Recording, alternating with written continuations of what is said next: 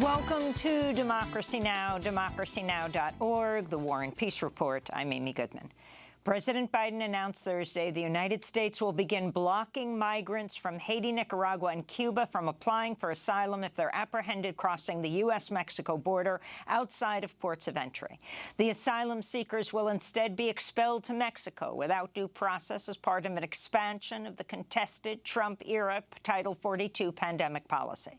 This comes as the Supreme Court set to decide Title 42's fate in its next session. Biden also announced a small number of Haitians, Nicaraguans, and Cubans will qualify for a program granting them temporary permission to live and work in the U.S. if they apply for the relief from their home countries and already have financial sponsors in the U.S. The announcement came just days before Biden's scheduled to visit El Paso, Texas, Sunday to meet with local officials. It'll be Biden's first trip to the U.S.-Mexico border as president. During his remarks Thursday, Biden made no mention of the harsh U.S. sanctions that have contributed to poverty in Nicaragua and Cuba, nor did he acknowledge the catastrophic legacy of U.S. interventions in Haiti. My message is this. If you're trying to leave Cuba, Nicaragua, or Haiti, or have agreed to begin a journey to America, do not just show up at the border. Stay where you are and apply legally from there. Starting today, if you don't apply through the legal process, you will not be eligible for this new parole program. In a statement, the American Civil Liberties Union said, quote, Title 42 expulsions were already an unjustifiable misuse of the public health laws. Let's be clear, nothing requires the administration to expand Title 42 while it claims to be preparing for its ending.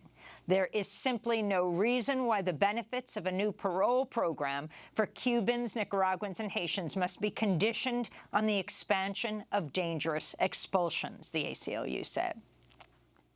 The House of Representatives adjourned for the third consecutive day Thursday evening without electing a House Speaker after Republican leader Kevin McCarthy failed to gain the needed 218 votes after 11 ballots. 20 far-right Republicans continue to oppose McCarthy even after he offered them major concessions, though reports emerged late Thursday some holdouts may be on the verge of throwing their support behind McCarthy. All 212 Democrats backed New York Congressmember Hakeem Jeffries at every round of voting over the past 3 days.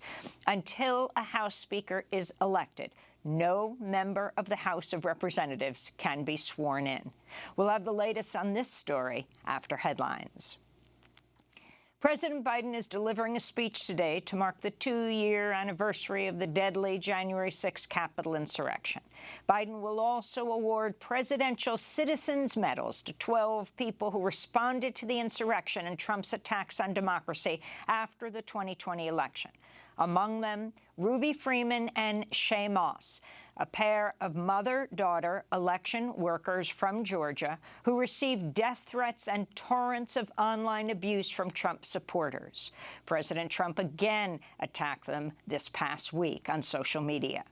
Another honoree is former Washington, D.C. police officer Michael Fanone, who was beaten and electrocuted with a taser by the right-wing mob who attacked the Capitol. Fanone called the experience a wake-up call about the dangers of political violence. People who encouraged and even attended the insurrection are now taking their places as leaders in the new House majority. People like Representative Marjorie Taylor Greene, who said insurrectionists would have won on January 6th if she had been involved. Or Representative Matt Gaetz, who encouraged voters to arm themselves at the polls. On Thursday, the partner of deceased Capitol Police officer Brian Sicknick, who died 1 day after responding to the insurrection, sued Donald Trump and 2 rioters who attacked Sicknick for his wrongful death. Sicknick died after suffering 2 strokes. The medical examiner said the events of January 6, quote, played a role in his condition. We'll have more on the 2nd anniversary of the Capitol insurrection after headlines. South Carolina's Supreme Court struck down the state's 6-week ban Thursday, ruling it violates South Carolina's Constitution. Meanwhile, Democratic lawmakers in Minnesota have advanced a bill to codify abortion rights in their state, where the procedure is still legal after the U.S. Supreme Court overturned Roe v. Wade in June of last year. But in a blow for reproductive rights, Idaho's Supreme Court upheld a near-total ban on abortion. Idaho's High Court also reaffirmed a law allowing some family members of a fetus to sue health workers who provide an abortion, and a law criminalizing health providers who perform the procedure after cardiac activity is detected, which can happen as early as 4 to 6 weeks into a pregnancy. Russian President Vladimir Putin has unilaterally declared a 36-hour ceasefire in Ukraine to mark Russian Orthodox Christmas. Despite the declaration, fighting continued today along the Eastern Front. In Kyiv, Ukrainian President Volodymyr Zelensky rejected Putin's truce, saying Russia wants to use Christmas as a pretext to stop Ukrainian advances in the Russian-occupied Donbas region. They now want to use Christmas as a cover, albeit briefly, to stop the advances of our boys in Donbas and bring equipment, munitions, and mobilized troops closer to our positions.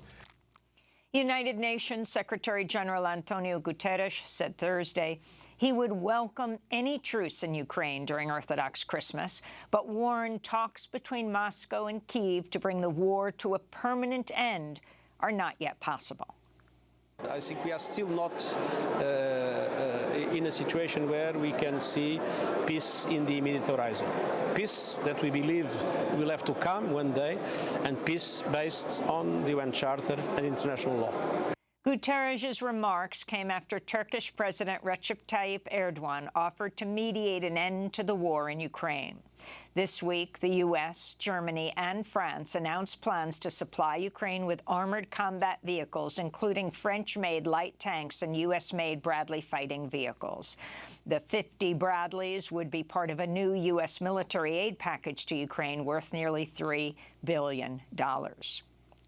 The UN Security Council Thursday called for maintaining status quo at Jerusalem's Al-Aqsa Mosque, following a highly criticized visit to the site by Israel's new extremist security minister, Itamar Ben-Gvir. But the Security Council did not commit to any action in response to the provocation by Israel. For decades, the Al-Aqsa Mosque has only allowed Muslims to worship at the holy site. Meanwhile, a new proposal by the freshly installed far-right government coalition led by Benjamin Netanyahu would sharply limit judicial powers by allowing a simple majority of lawmakers to invalidate Israeli Supreme Court decisions. Elsewhere, the longest-serving Palestinian prisoner in Israel, Karim Yunus, was freed Thursday after spending more than 40 years behind bars. Yunus was arrested in 1983 over the killing of an Israeli soldier. He was welcomed home in his village of Ada, which is located within Israel. Yunus also visited the gravesite of his mother, who died just 8 months ago. He spoke when he was released. It is clear for everyone now that the Israeli government, especially the current one, is seeking to subdue our people. They want us to be their slaves. They want us to be nothing so they can use us always. We say that that is not going to happen, and they will not get what they want. Here in the United States, The Nation is reporting Harvard's Kennedy School of Government has withdrawn a fellowship from the former head of Human Rights Watch, Kenneth Roth, over Roth and Human Rights Watch's condemnation of Israeli human rights abuses. China says it will reopen its border with Hong Kong this weekend after 3 years of pandemic restrictions that left Hong Kong largely cut off from the Chinese mainland. The reopening comes after the World Health Organization accused China of downplaying the severity of a massive COVID-19 surge that's going largely unreported in China's official statistics.